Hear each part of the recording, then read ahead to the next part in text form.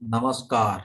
मैं planet scholar Ravindra आप लोगों को मेरे इस ज्योतिष लर्निंग चैनल निरुक्त ज्योतिष में आप लोगों का स्वागत करता हूं। आज का जो मेरा चर्चा का विषय है वो है करियर इन होटल मैनेजमेंट, यानी होटल मैनेजमेंट में अपनी शिक्षा और करियर। तो होटल मैनेजमेंट बेसिकली होता है प्रबंधन व्यवसाय की महत्वपूर्ण शाखा। इसका मतलब यह है कि होटल प्रबंधन यानी होटल मैनेजमेंट व्यवसाय प्रबंधन यानी बिजनेस मैनेजमेंट की महत्वपूर्ण शाखाओं में से एक है। यह एक प्रामाणिक पेशा है जहां शिक्षा का व्यवसाय से सीधा संबंध है। इसका मतलब यह है कि अर्जित शिक्षा को पेशे में इस्तेमाल किया जाना है। एक होटल का मुख्य उद्देश्य यह है कि ग्राहकों को यानी जो गेस्ट हैं उनको घरेलू आराम और भोजन उपलब्ध कराना, यानी उनको एकोमोडेशन विथ फूडिंग प्रोवाइड करना।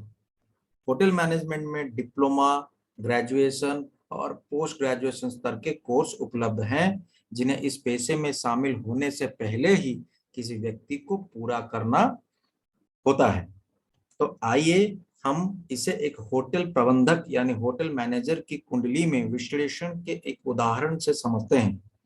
तो सबसे पहले हम जन्म कुंडली, नवांश कुंडली और दशांश कुंडली में होटल प्रबंधन पाठ्यक्रम का अध्ययन करने के लिए स्थिर वादा यानी स्टैटिक प्रॉमिस देखेंगे। तो इस चार्ट के मूल निवासी यानी जो व्यक्ति इस चार्ट से रिलेटेड है वो भारत में होटल प्रबंधन यानी होटल मैनेजमेंट में 3 साल का कोर्स सफलतापूर्वक पूरा कर लिया है और वर्तमान में वो इंग्लैंड के एक 5 स्टार होटल में काम कर रहे हैं। तो जन्म कुंडली में देखते हैं कि सूर्य पंचम भाव के अपने ही राशि में 5वें स्थान पर स्थिर है।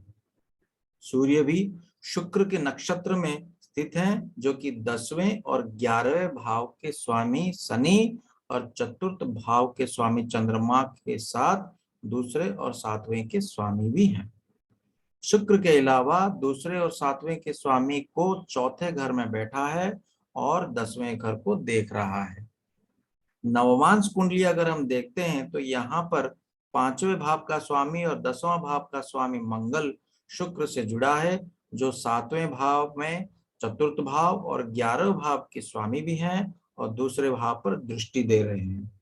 इस प्रकार नवांश कुंडली में जन्म कुंडली के वादे की पुष्टि भी होती है।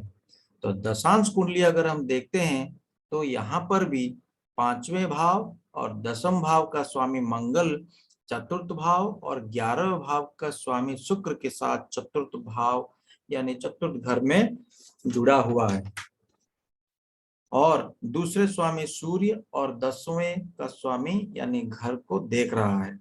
इसीलिए तीनों चार्ट में ये कनेक्शन होटल प्रबंधन के अध्ययन में इसी व्यक्ति के झुकाव यानी रुझान को दर्शाता है। अब हम दशाओं के माध्यम से स्टैटिक प्रॉमिस को साकार करने का जो डायनामिक प्रॉमिस है वो देखते हैं। तो 1 नवंबर 1982 को 20 साल के लिए शुक्र की दशा शुरू हुई। इन्होंने अप्रैल 1996 में शुक्र की महादशा, शनि की अंतर्दशा और बुध की प्रत्यंतर दशा में प्रतियोगी परीक्षा के माध्यम से होटल प्रबंधन यानी होटल मैनेजमेंट पाठ्यक्रम में प्रवेश लिया और पाठ्यक्रम को सफलतापूर्वक पूरा किया। 1 नवंबर 1982 से इनका जो शुक्र की महादशा शुरू हुई थी ये लंबे समय तक चली।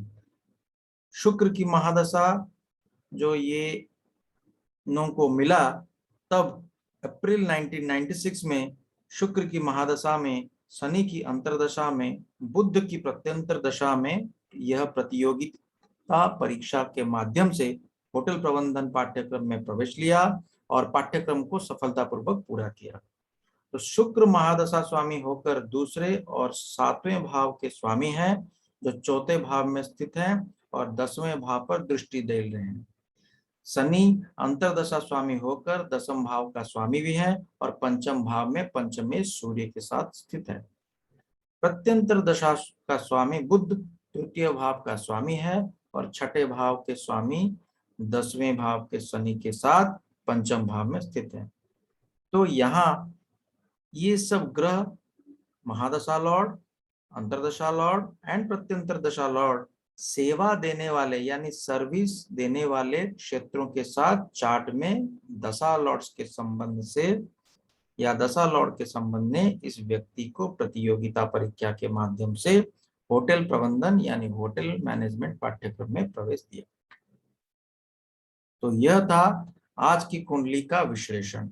तो आगे और भी रोचक करियर के ऊपर जानकारी दूंगा, इसीलिए आप इस चैनल को ज्यादा से ज्यादा सब्सक्राइब करें, शेयर करें और इससे संबंधित कमेंट भी करें ताकि दूसरों को भी उचित मार्गदर्शन मिले। तो इसके साथ मैं अपनी वाणी को यहीं पर विराम देता हूं। नमस्कार, जय श्री राम।